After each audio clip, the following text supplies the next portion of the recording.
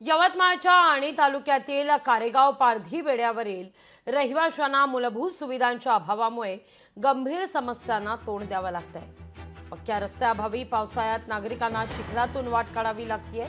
यंदाच्या पावसामुळे अनेक कच्च्या घरांचं नुकसान झालेलं आहे। आमच्या गावातनी पाण्याची सुविधा नाही, कोणी लाईन नाही, कोणी रस्ता नाही।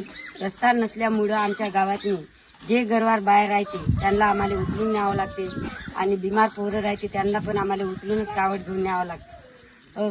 पाण्याला इथून जायच्या टाइम आम्हाला नाला लागते। आता पावसाचे दिवस आहे, आम्हाला काही पाणी भरता येणार नाही। आम्हाला मधातून तिथं फसून जावं लागते, पाणी काढून आणावं लागते। आम्हाला रस्ता बरोबर कोणताच व्यवस्थित नाही आहे, पाणी नाही, घरकुल नाही, काहीच नाही। लोकशाही मराठी ऐका, पहा, जागरूक रहा।